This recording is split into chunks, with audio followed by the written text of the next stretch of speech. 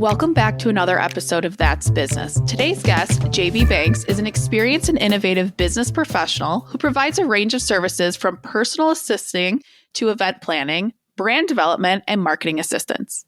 With over a decade of experience, JB has worked with small businesses and multi-billion-dollar corporations using his ability to connect with people and anticipate their needs to provide outstanding customer service. He holds a Bachelor of Science in Communications and is dedicated to achieving his clients' goals. JB, this has been in the making for months, so I am so stoked to finally have you on. But how's it going today? Finally. We're here in 2024, the beginning of it. We made it. I'm happy. It's so good to see you. I think it's coming up. I've known you for 2 years now, which is crazy to think about. That's bananas. And you're still getting younger and I'm still looking older. Bullshit. Yeah, right. But I'm excited to be here with you and, your audience. And so let's get into it. Great. So as you know, before we dive into how you help your clients and all the badassery you're doing now, what did you want to be when you grew up and what was your childhood like, if you feel comfortable sharing? Yeah, so I actually had a pretty good childhood. I wasn't any type of mess. I've always been the type of individual, you tell me there's a wall right there, I'm not about to go see if there is a wall right there. No, thank you. I don't need to test it out. You told me what you got to say, and then that's it. So when I was younger, there was a host of things that I wanted to do, but one that in particular that always came to mind was essentially kind of like what you're doing and a lot of other people in the world doing. I wanted to be a red carpet host or a TV host, actually. I'm very inquisitive. Yes. I love asking questions, not necessarily to get people business, but to understand where someone is and how can I connect with where I am, based off of whatever association that we're in. And so, yeah, I wanted to be looking good on the red carpet, asking questions, creating some engagement. I guess I do that a lot right now because I do connect with a lot of different people.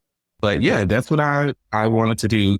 I was never I wanted to be a doctor or no, because if I mess up and cut the wrong thing, I don't want that on my clutches. No, blood stuff, no. Didn't want to be an instructor because no. I don't have any other idea but just to be a business owner and also to do red carpet hosting and then eventually TV hosting. So I was going to be, your Dr. Phil or mixed with a little bit of your Oprah, mixed a little bit with your Jerry Springer type of thing. I could so see you having your own show and just hosting something. Now, you got your degree, you go into communications. What kind of happened after that? Or did you work the corporate life at all? Or have you always done your own thing? So, yes, I definitely started out within corporate America. Here's actually what a lot of people don't know, because when they meet me or even maybe just here, they probably perceive that I'm the type of person that likes to be in the limelight. That is absolutely not true. I'm more comfortable now, but when I first started my business, even thinking about starting a business and being an entrepreneur, I'm no, I'd rather just get everything done, but I'll stay in the back. I'll be behind the stage. I'll be on stage, but behind the curtain, type of deal. So, of course, obviously, when I came out as an entrepreneur, I had to be in the front because it was me that I would get people. But when I went to college, so I started out actually at the University of Toledo, and then I ended at Eastern Michigan. Before that, I was going to community college and high school at the same time. So I graduated 2 days before high school prom with community college with an associate's degree. Then I went to University of Toledo. It was a great campus, but it just produced some procrastination because I had a very busy lifestyle. I was involved in a lot of different organizations here.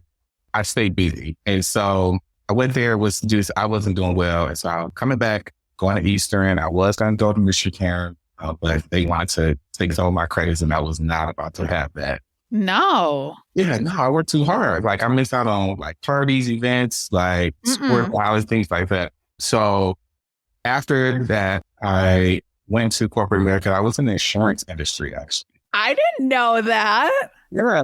I cannot see you doing that. I know. Like, what is this boy doing? Like, so one of the also reasons why I just did not like corporate America, and it's a good thing, but it's a bad thing. But every time I went on an interview to try to go into like a, sophisticated position, like maybe project manager or business development or something like that, they're like, well, based off this interview, like you have great interpersonal skills, we want you at sales. And I'm like, no, I don't want to sell no one anything. Like behind the scenes, not in front. Yeah, right. I want to come here, do my work, not worry about like anything, and then just go on. But every position that I was in, they wanted me to be in sales. So I sold property and casualty insurance within 10 or 11 different states based out of here in Michigan. So I had to get licensed in all those states. And then after that, I went to this tech company, which ended like prematurely because they were just trying to see if the position will work for the company. And so it didn't. And at that point, I was just like, I know that I want to own my own business. Like, what do I do? What do I do? So I have a great friend still to this day. We sat down and we were just like, let's push out like a business. Like, you're a great assistant. Like, you support everyone that you encounter professionally or personally. So what about an assistant like business? And I'm like, okay. But then, as we were trying to like bring it up, it was like, well, wait a minute. Like, I have a variety of skills. Like, how do I categorize everything? So it took some time, and then it got to a point, okay, well, for the branding aspect, okay, well, it's only me. So I guess I have to convey myself and put myself out there as I'm the brand, I'm the service provider, you're getting me, so on and so forth. So that is how I start to become into myself and into the actual brand, into the limelight, if you will. But yeah, started out in corporate America. I had some jobs and some internships. Actually, before I worked in property and casualty insurance, I had an internship at this wholesale insurance company in Farmington, and they did specialty lines. So like high net worth, like things, assets such as like yachts or mansions and things. Oh, like that. So yeah, and I was just like, okay, it was cool, but no, this is not going to work out for me. Then I had another odd job. It was actually with my sister when I first came back from University of Toledo, and it was this book company. She was like, okay, well, maybe you could work here. The people are really cool. And then I get there and it was like a warehouse job. Like, no, not my ministry, not what my wheelhouse is. I'm not about to be up here like tired and then coming to work to get even more tired physically. So it was strange because I didn't know that one of their accounting people were leaving, like the next week.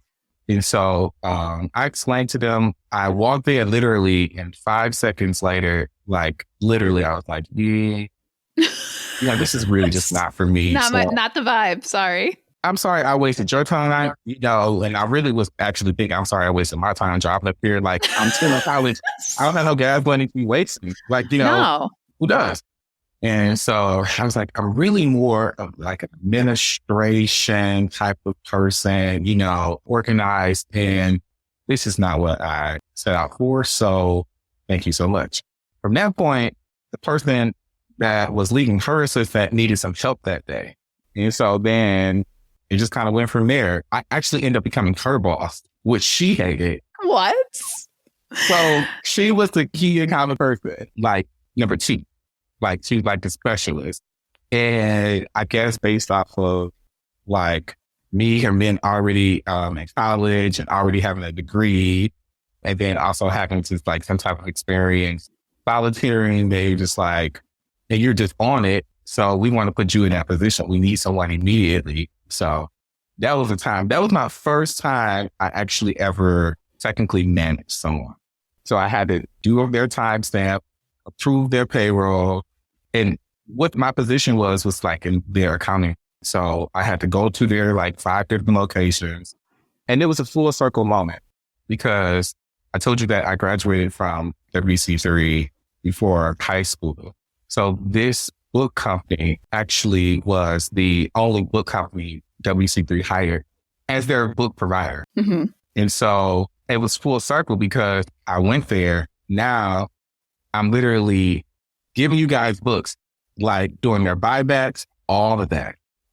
So I did a lot up until this point.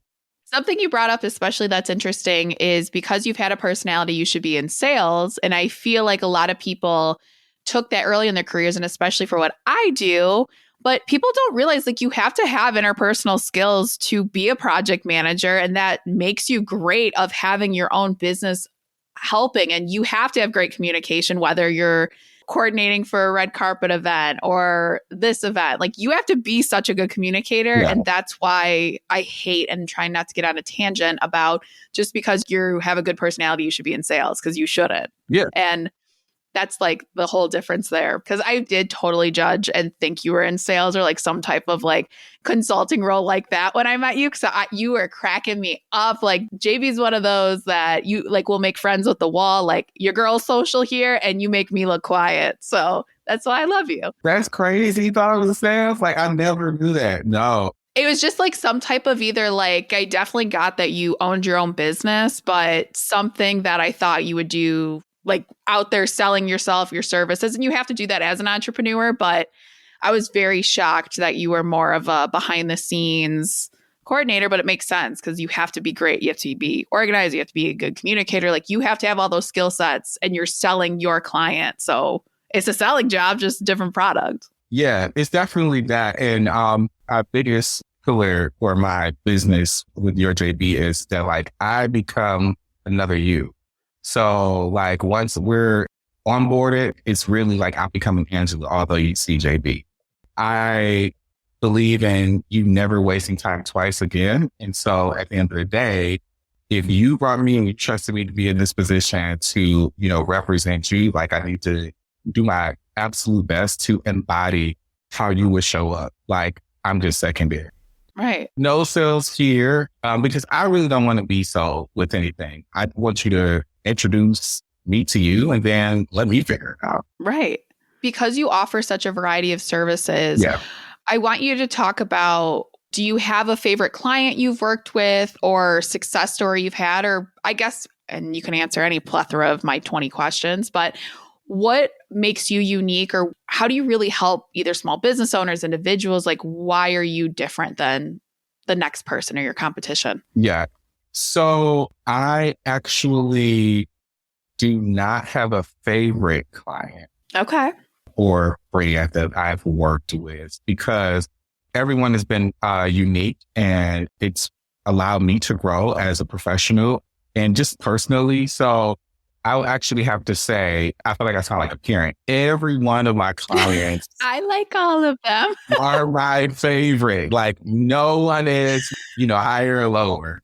I will say when it comes down to my experiences and the spaces that I've worked in, notable experiences, like I've worked with influencers, I've worked with celebrities and doing conferences and concerts. I will say though that doing a few Super Bowl events, like I absolutely enjoy, I was brought out and I was able to bring in some of like my personal like relationships into that experience. So for instance, when I worked my first Super Bowl event a few years ago, there was an artist there and I didn't realize that they were going to be there. But typically when I'm in those spaces, I am really within the production team, but like I'm always put with like talent management and hospitality because, I'm not really starstruck and I keep everything aligned. Like, okay, well, hey, we got to do this, we got to do that, but I offer, again, a very interpersonal experience and a personal one too,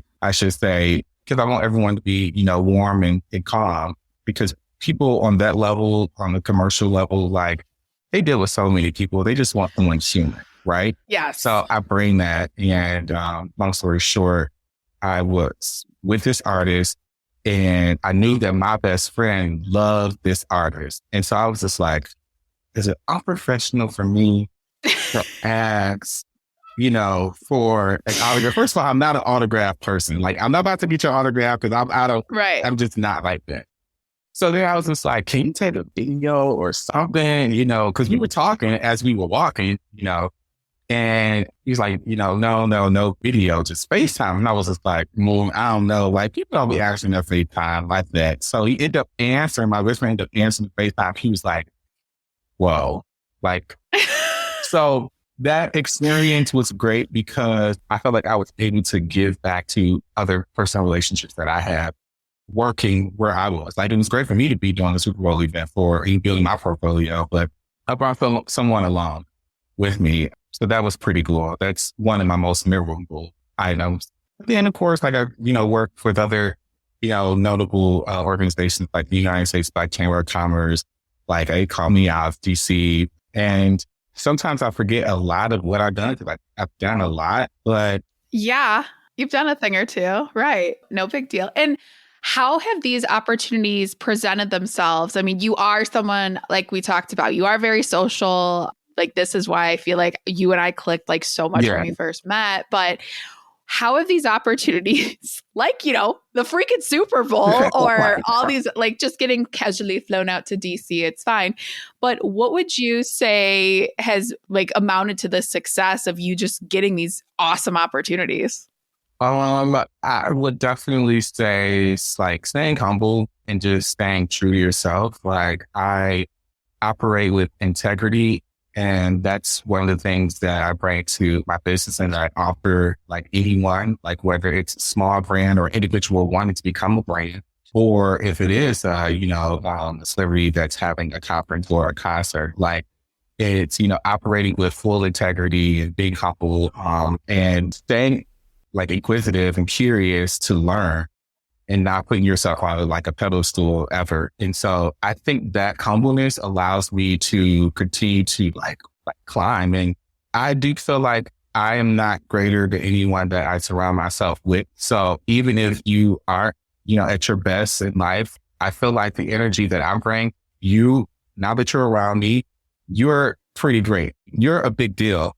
And so I'm going to treat you like a big deal. And I feel like I treat you like a big deal, then that keeps me grounded. That keeps me on the up and up to continue to scale professionally, personally, things like that. So the opportunities that I've had in the past really don't come by the branding that I put out. Like, for instance, like with my website or even from social. I am taking a little social media break outside of LinkedIn. So, but I will be back. So, y'all watch out.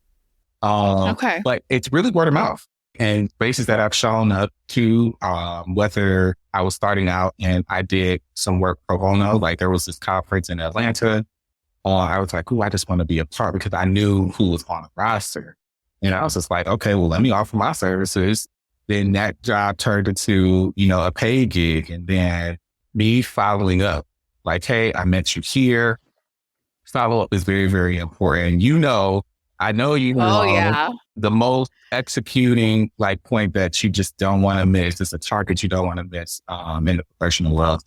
Yeah. And then from there, like, oh, well, I seen you at this event, or I heard about you from this event, or like Angela, for instance, heard you.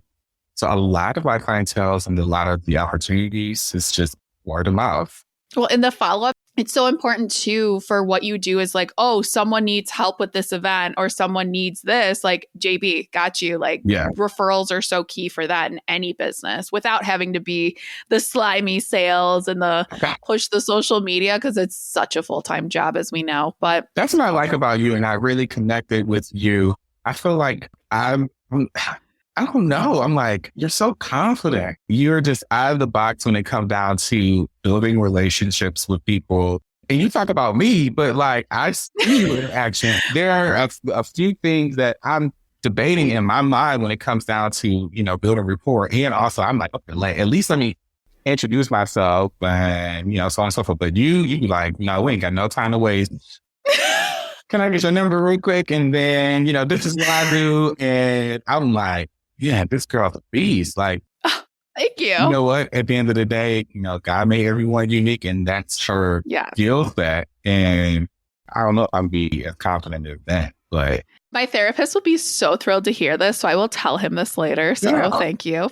And I think where that comes from, because there are plenty of days where I'm like, am I supposed to be doing this? You know, like any entrepreneur has with imposter syndrome. But I think for me, it was like the worst thing happened of I got fired from my job or I had bad relationships. And then I've mentioned bamboo 5,000 times on this podcast, but being in a community that like actually represents inclusivity and just like different people from all walks of life, because I don't want to be surrounded by people that do the same thing I do all the time.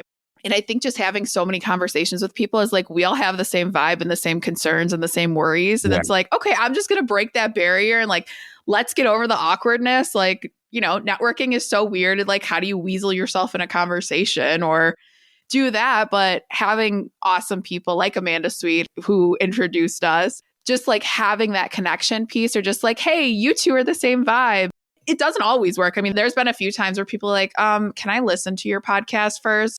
And that's fine if you want to listen to it, but just like felt put off by me. And I'm like, all right, you're not the vibe. I'm not going to get upset about it. I'm just going to put the love into relationships like ours or other people that like are truly what we represent and let's have a good conversation. I'm big on, we talk about connecting with the people, and absolutely bamboo in my experience here has been second to none. It comes down to connecting with different individuals and like it's its own like family culture, you know, that, you know, you just don't realize that you're walking into. But I'll be real with you. One of the things about me, I am huge on security. And this may come from like my upbringing and, you know, kind of being a little bit within the entertainment industry space. And like, so now I'm big about security. So I know that this is a co-working space and like you may see someone here today and not tomorrow or whatever. And so for me, I'm like, okay,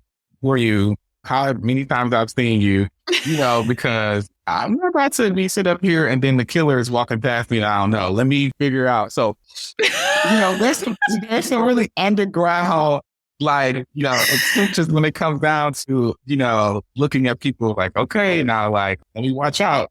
About to sound old, but this generation, man, they don't be paying attention to nothing. I agree. I was in like a shopping center and two people walked out without looking. And thankfully I was looking just like on their phones, busy parking lot. I'm like, if I was looking to the right, you would have gotten hit by my car. Like, hello. And it was not even a younger generation. I think it's a phone people. Like we sound like we're old people now complaining. Those damn kids. I am getting a little bit old, but you know. I know how old you are. And if you tell people on this podcast, they're going to come at me and be like, JB needs to grow up because I could be his parent. So you can't say how old you are. Actually, people always consider me to be a little bit over a decade younger than what I am. Mm-hmm. I really appreciate it. And when I say decade, I mean in my 20s. You're barely in your 30s. Come on. Aren't you 32? I'm in my 30s. You know, no, let's let the messages come in. We're live. We'll do that again. We'll go live on Instagram or something. Live with JB and Angela. Amazing. But we have to have something to drink there. Oh, of course. Yes. That's what I said. Have you ever watched Drunk History? That show? Okay. It's celebrities getting drunk and just like retelling history while they're wasted. And it's the most hilarious show ever. Oh my gosh. It's so funny. It's like the Kroger brothers just like fought. And this was like, screw you. And that was like, screw you. And they interacted. And it's so funny. Like some of the big things in history.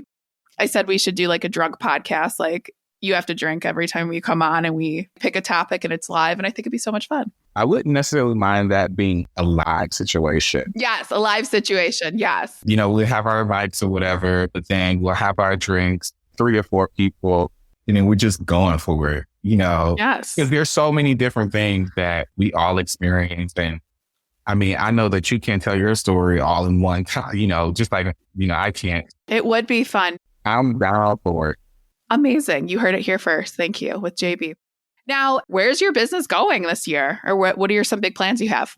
I'm very excited about a few things, but in particular, I am actually executive producing Michigan Fashion Week this year, coming up in June. Congrats. Amazing. Yeah. Yeah. Let me tell the people, you know, just a little bit outside of what you heard. So my assistant service company offered 3 categories of like services. So whether it's personal, business, or events. And on the event side, I'm an experiential producer, like all about experiences from top to bottom. And so that has led me to, do a host of events, both small and large, even medium size. And one of the clients this year, I'm excited about again, is Michigan Fashion Week. I'm executive producing this show. It's going to be amazing. This week, I'm over there, sponsorships and partnerships. So if anyone, wants to, join or a partner, let me know. We'll get the information over to you. So that has been taking a lot, actually, of my time because, again, like I have to be in every single area. And with me, I'm not about to miss. No. That's not what to do. Mm-mm. I know what's going on, when it's going on, where it's going on, how it's going on. And everybody better be in line. So that planning process and, team building, so on and so forth is taking a lot of time. But I'm going to tell you, it's going to be an event of the year. Another big thing for me is I'm actually shortly going to be launching an apparel line. You wasn't ready at all. Oh my God, I'm so excited. JB is one, always smells good, always looks good. Like, I swear to God, all the time. And then he's like, oh, don't look at me. I don't look great today. I'm like, you look better than I do on my best days. No, for real. I really do thinking that people be tripping. Like, I know I look a mess today. No, you don't. You just have body dysmorphia or something. So, oh my gosh. So tell us more about this because you have the flyest clothes, I swear. So it's going to start out as a t-shirt. Okay. And then it's going to build from there. However, it's going to be a lifestyle brand, just different phrases for one, being their, most full selves, walk into their best self-actualization space. And it's going to be for anybody, everybody, and all body. There's going to be just different shirts. Just saying some things that you might not actually want to say out of your mouth, but you're going to wear it. Ooh, I say both out of my mouth and I wear it. So I'm excited. Well, you definitely do. Okay, let's go back to that confidence. For some people, like so scared, if you want to just tell people do not disturb me, then, There's a shirt I got from a partner that it's an organization called Women Veterans Strong. They help women veterans are awesome. And it says, don't call me honey. And then people are like, oh my God, does your shirt really say that? And it's my favorite shirt to wear. It's bright yellow. And I'm like, yeah. That's crazy. Like, I'm literally telling you, like, it's so amazing. And again, just a lifestyle brand is going to hopefully aspire wants to be their best selves. When it does launch, I would come back or be on the Drunk podcast and I'm going to give you all the details. But I've been working on that for over a year now. And I got that just from a dream, actually. So, yeah, literally, I couldn't sleep one night. Yeah. My ex-man took me to New York just for, I think it was like a birthday or a Christmas gift. And I couldn't sleep. And then I got up and we discussed it. And it was like, oh no, you have to do this. You have to use that. I've been building out the actual culture behind it. It's going to be a whole movement. Oh, and so amazing. We're working on that. Michigan Fashion Week. I have like some virtual clients. Look, if you need a JB, let me know. I'm amazing. And, you are. If you live in Africa or California, Michigan or Texas or New York, we have phones, we have email, like let me know. 2024 for me is going to be all about intentionality. I do believe that success is intentional. And so if you want to be successful on any level, personally or professionally, you got to do something. You got to make some moves. And so I know that in life, you have to have faith in different areas. You just kind of have to trust the process. However, again, you also have to do some work. And so a part of my work for 2024 is being intentional on the success of it. I'm not going to allow 2024 to be like how 2023 was. Distraction or delayed or anything like that. I think 2024 is the year for everyone to be intentional on their success. And that's what I like people to understand and know from my heart to yours. Listen, I get it. I mean, you love all your clients. You love all your services. I love career coaching. Like, I honestly don't love writing resumes sometimes. And that's surprising that it's called the Resume Rescue. But what's kind of your ideal clients you're looking for, or what are you taking on new clients for this year? So really on a project management level or specialized projects that they have, a time frame that they want to execute, like a 3, 6, or 12-month type of area that they know that they need some support in. Someone's trying to build a brand. Really my target audience is like, that small to mid-level entrepreneur or business owner that may need some day-to-day support or, for an event. Like if they need help with coordinating or if they need help with actually producing the event, or just planning the event. So those are the types of immediate clients, people that's serious, because I just got to a point in my career where it's like, I'm definitely accepting of everyone, but like, let's just be serious. Let's not waste each other's time, because when you get me, I'm not about to waste your time. Again, getting me is for you not to waste time twice again. So let's figure it out. I do have a lot of times where clients will come to me and they're like, I really don't know what I need support in, and we'll figure it out.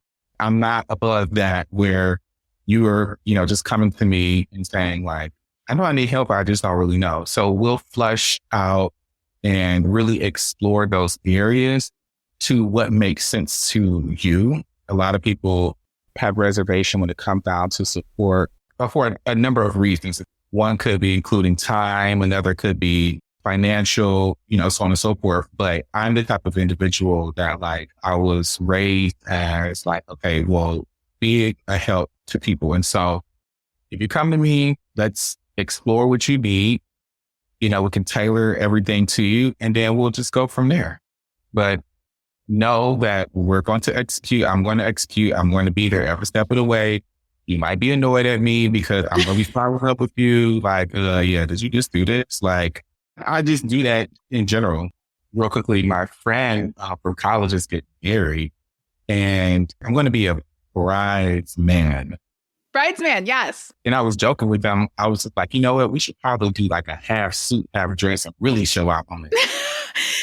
No, my friend Nick, that like I talked about of this like drunk podcast idea and the idea for this podcast, he's been a bridesman 3 times, I think. He wears the same color as the dresses, but he looks so fly with all the suits too. So it's but he said the same thing. Yeah. He's like, oh my gosh, it was the best. It was so fun. So I was honored. Like, yeah, I'm going to do it. So, I think I'll definitely match the colors of the bridesmaids. I definitely want to be a little bit different than the groomsman, but I brought that up to say I'm low key secretly helping my friend, like fiance on the groom side. I love that. I literally texted him this morning, like, yo, did the bow ties come in? Did, like, so on and so forth. Like, my point is that personally or professionally, like, I'm going to be hitting you up to make sure things are actually done. Amazing. You're just so fascinating. But as we wrap this up, what advice do you have for listeners? So I shared this one time before, and I know that what I'm going to say, I kind of felt like it was maybe minimum, but after some people heard it, it was like, that's just so amazing. And so in addition to being intentional about being successful in 2024, there's going to be distractions, there's going to be some distractions, but just don't allow your distractions to be a distraction, because those distractions actually can be an opportunity for success. And so at the end of the day, you may feel like you're delayed in something. You may feel like something is not really working out. You have to trust the process, keep your faith up, and just know that it's literally something that you might have to pay a little bit more attention to when that delay or that distraction or that disruption happens, because there's an opportunity somewhere in that, if that makes sense. So be intentional about looking at your distractions in a different way this year. Ooh, put that on a shirt. Like, I wasn't planning any of this, but yes, definitely be intentional about that. Amazing. JB, I'm so happy. This was so much fun, per usual, as I knew it would be. But for those of you listening, you want to work with JB, have him help you out with whatever you need. He got you. Head to the show notes and tune in next week for another episode of That's Business.